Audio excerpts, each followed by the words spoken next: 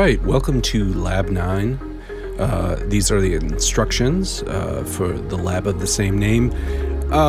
It's going to be a straightforward lab. You'll want to, of course, download the year, month, date, your name, Lab 9 start zip.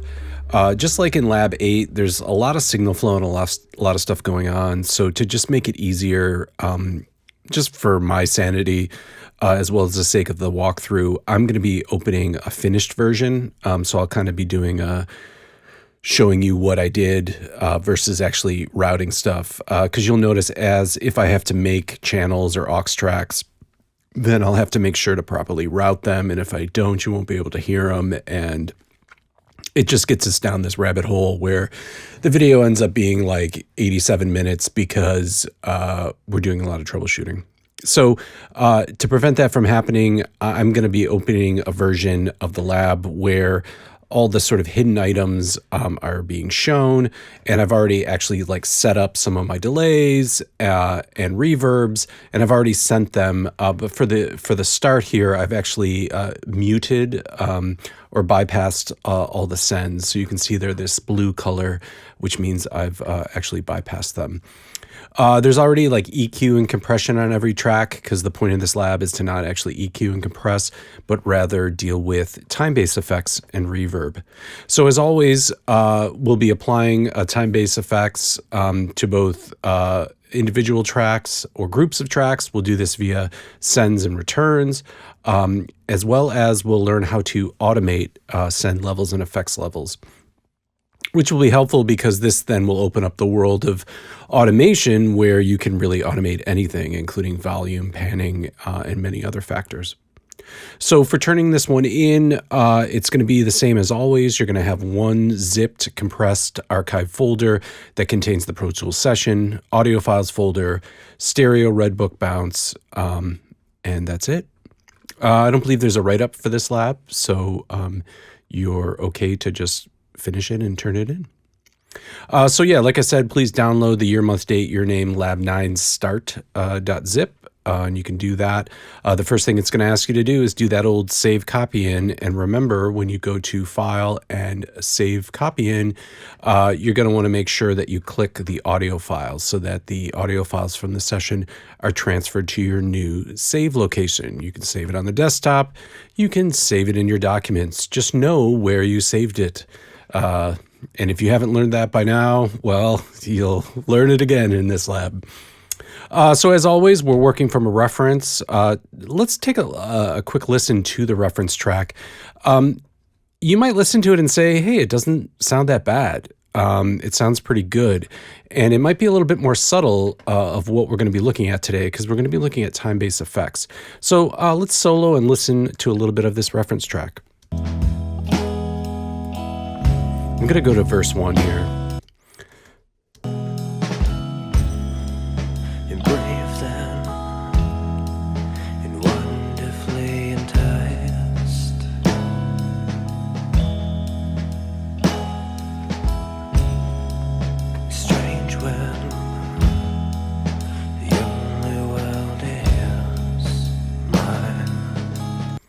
Yeah, so if you listen to that, it's definitely, wow, we're on like a 2000s kick here, but it definitely has that kind of 2000s rock vibe.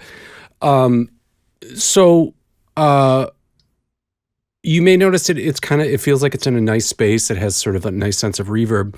If we listen to just the raw tracks, and by raw, I mean I've already added some trim, EQ, lo-fi, just no time-based effects. If we listen to that real quick, you'll notice it sounds rather dry compared to the reference.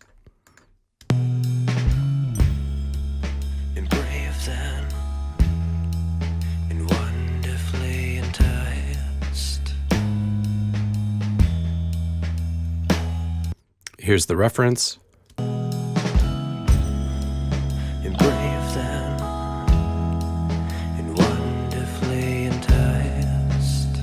Yeah, well, here's our track again, or our session. Yeah, so even the vocals everything seems really dry and it doesn't really seem in a space. So that's one of the main reasons we use time-based effects or things like reverb and delay are to put things into a space. And you might say, well, why do we use reverb versus something like delay? So we have our reverb here to the left, and how is that really any different than delay? What's the difference?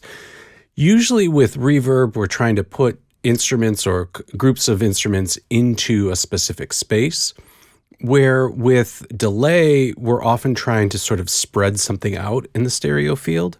So even if you think about it with the vocals, if you refer to the reference, the vocals seem very centered and narrow when they don't have any effects on them. But when we add this short delay to them, they kind of spread out in the stereo field or left and right. So that's something we can do really subtly with delays. Sometimes people try to do that with reverb and they end up just putting like way too much reverb on it. And the reverb will have a sort of a kind of dulling effect on a vocal or any instrument, and we'll sort of send it further back in the mix if we start to think of like foreground and background in a mix. So reverb's really great for putting something in a space, but if you're really just trying to make something more stereo or have sort of a wider stereo field, a delay and a short one is the way to go. So that's basically what we're doing in this lab, and it sort of asks you to do that. So if we go to our directions here, the first thing it's going to have you do is, of course, listen to the reference mix and kind of realize, hey, maybe we need some reverb. And so what we're going to do is we're going to set up what we call a send and return, which is a pretty common way to create tracks or to add reverb to a track. I know some of you might just have worked in a DAW before and you just put reverb right on a track and you use the mix amount. But the quote unquote correct way, or the old fashioned way, or one way to do it is to use a send and return. So to do that in Pro Tools, I've already set it up here, but you can actually see what I've done is I've created an aux track here. And on that aux track, I've put this deverb here. I've inserted that. And I've made the input of that bus 1 and 2. So by the way, just to review how to create a new track, I'll do Command-Shift-N, or if you go up to Track and New, you'll create this dialog window, and I'll want to create a stereo aux input. I'll call it an aux track because that's what it was called back in the day, but we want to call it a stereo. Well, what it's called in Pro Tools is an aux input, and I'll call this reverb. Great. So I'll create that, and it should place it somewhere in the session. It usually does. It puts it at the end over here. I've already created a verb track here, so I'm just going to right-click on this one and delete it. But just to show you the process on how to make it. So with this reverb track here, all I did was click on the first insert, the dot, and go to reverb, and I found deverb. I have a bunch of reverb options on my computer, but you'll have deverb and maybe a few others, maybe something like hverb. But yeah, I would go with deverb. Deverb, if you recall from our unit on reverb, if you've read the lecture or looked at the lecture video yet about that Motown sound, you'll notice this reverb has something called the decay time. By the way, some of you may have used reverb directly on a track as like an insert. And you can do that here and then actually adjust this wet and dry mix. So you could have like more of the original, less. But what we're going to do is turn that wet all the way up 100%, set your decay to whatever you'd like. We'll talk about some recipes here in a minute. And then basically all we have to do is change the input of that verb track to bus 1 and 2, which we already have it set to. And now anything we send to bus 1 and 2 will get this reverb on it. Let's try it with the lead vocal. So if I solo the lead vocal track, and brave then, there he is. and wonderfully enticed.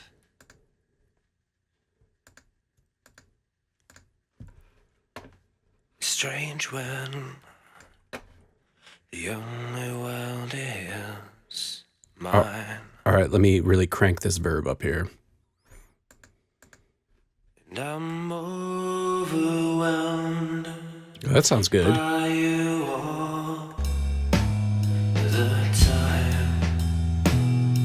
But notice how far he sounds away now. And if we listen to the reference track here, he doesn't sound that far away. And brave then, and wonderfully enticed. He's pretty close, actually, if you listen to it.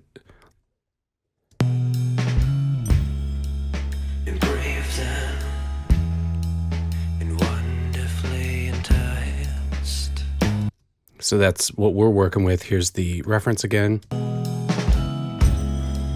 And brave them and wonderfully enticed. So he's pretty close. So we actually don't want to add a lot of reverb. Instead, like I said, we might want to spread him out a little bit. So we'll use that delay instead. So once again, I created another aux track, Command-Shift-N, created a stereo aux input, and I called this one delay. And then on that track, I put this multi-channel plugin delay and went to mod delay 3. So if I open that up, I think I already have some settings on here. Let's listen to it.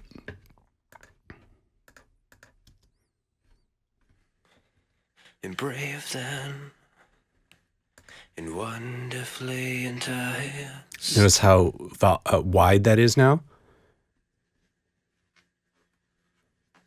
Strange when the only world is mine. So if you're listening on headphones, you're noticing as I'm raising that delay, he's spreading out more left and right, where I can keep him more centered if I lower that level. So how am I doing that? Well, there's a bunch of delay recipes in the lab that you can kind of mess around with. But if you look here, basically I have a stereo delay, and all I've really done is I pretty much have everything off. I have like the rate, the depth, even the feedback. Everything's off. I have them both 100% wet. The only thing I'm doing on this delay is I'm delaying the left signal by 12 milliseconds. So that's super short, and 23 milliseconds on the right. So if you know anything about delay, 33 milliseconds is the delay at which we start to notice a delay, or two things, where when it's this fast, we actually just sort of get a sense of like sort of space and less of actual delay. That delay had some feedback on it, because that's why it's doing that. That's why it's repeating like that. But yeah, so let's do that. Let's turn up this delay. Let me go to a part where he's like, he's getting at it. How about this? This looks pretty consistent.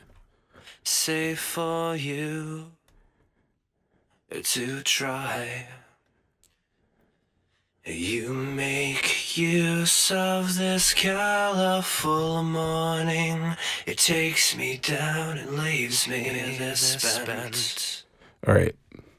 As beautiful as I've made it out to be. The violin left nothing here. It just came and went on mine. Safe for you to try. You make use of this colorful morning. It takes me down and leaves me this spent. So that's kind of nice. So do you notice I made it like super long and you're actually hearing like a delay? But when I leave it around 23 and 12, it just sort of widens it out as I bring up that sun level, and just gives it a little space. So this is a really powerful tool, and you can use it really in any genre. Different genres use it in different ways, but just adding a short delay can really make something more stereo, especially if you just have like a mono vocal recording and you want to spread it out a little bit. Well, that's pretty much the lab, is to not only go through with this on the vocals and set your reverbs and your delays, but actually go ahead and do it on the electric guitars, as well as on the drums. Like I said, there's a lot of different delay recipes that I put in here, so you could try putting a chorus on the vocal. You don't really have to work to the, if you don't like the vocal that's on the reference track, you can always try like putting a chorus on it and see how it sounds, just to kind of experiment with it. So have some fun with that. Maybe try to get the drums in that same space. You can see I already put, or I have some sends here on the drums to bus 7 and 8 to kind of get them in that space as well. It looks like I have all the drums going to a drum bus as well. Let's listen to that. Safe for you to try. Oh, let's see. I think they're being sent. You make use of this colorful morning. It takes me down and leaves me this spent.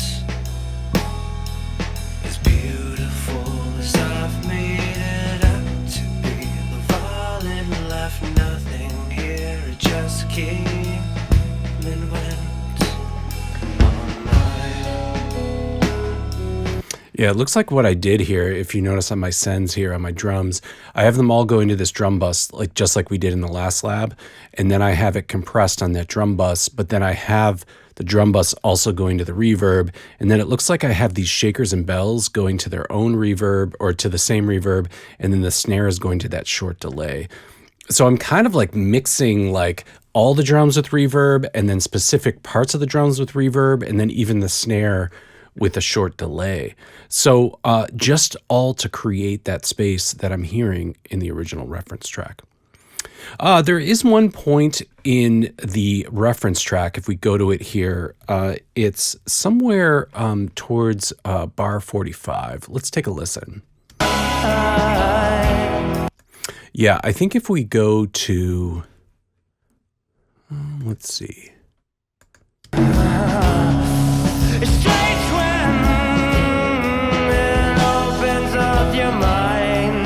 Yeah, hear that vocal? There's kind of some delay on it. Here's the vocal before it, just on the regular track. Little left, nothing here, it just came and went.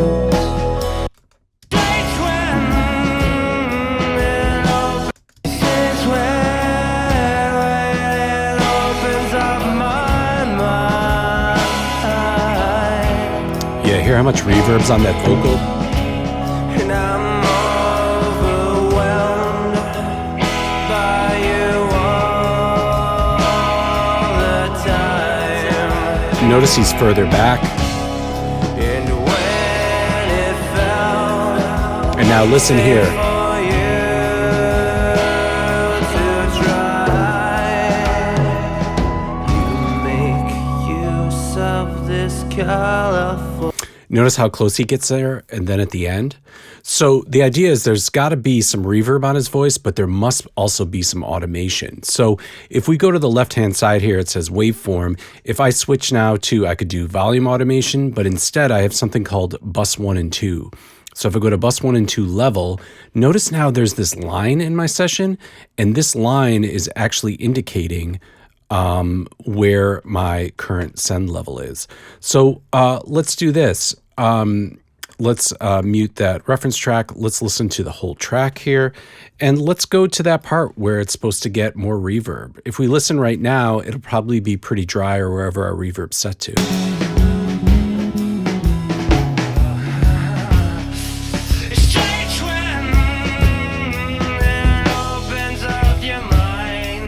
Yeah, it's a lot closer than if we listen on the reference track. Here's the reference track.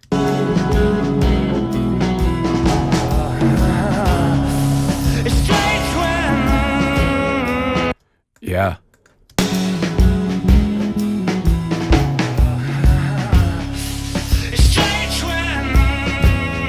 So what we can do is, if we zoom in on this track, basically what we could do is we could raise this level. So right now, if the level's at negative 18.2, you can see there on the left-hand side, I'm going to make a breakpoint here with my grabber tool, and then I'll make a second breakpoint, and I'm going to go ahead and just raise the level up. Let's get stupid. So here's the vocal before.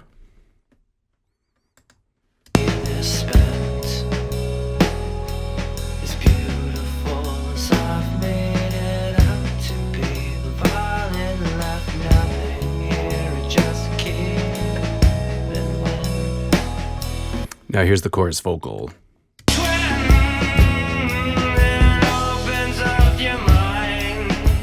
Let's get stupid. I'm turning all the way up.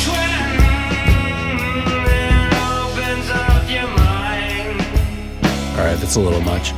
Now what we want to do is let's keep listening to it. And then what I want to do is at that final verse, I want to actually lower it. So...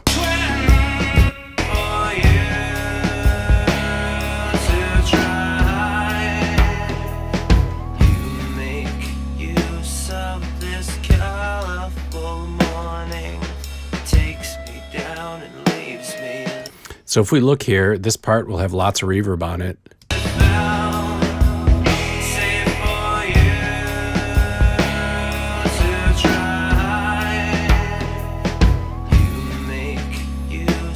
And notice the fader just turned down because it followed this automation. So you can use automation in all types of creative ways. I just thought this was a good example. This is such like 2000s rock where like the big chorus at the end has tons of reverb on it. It makes sense here. You also probably hear there's like a delay on the vocal too, where they're adding some extra effects. So if you want to try to recreate that, you could do that the same way with the automation. But after you've done the automation on that bridge part there, the last part is just to bounce the mix as you have from other labs, and then just go ahead and zip and save it. Make sure you have the proper file sharing set up on Canvas. So that's pretty much the lab. I would really try to spend some time with this different delay recipes as well as the reverb settings. It looks like it wants you to add some to the guitars here as well. So go through and try to take the sort of dry session tracks or multi-track that you have here and try to get it to have the space and kind of the ambience that the reference track has. I think if you try it on this track with using the reference as a guide, I think it'll help you in your own music, especially when you're trying to create a space or a vibe for your own tracks. And that usually starts with, using, a good amount of reverb and then also some short delays to kind of create not only space and depth, but also with delays, width.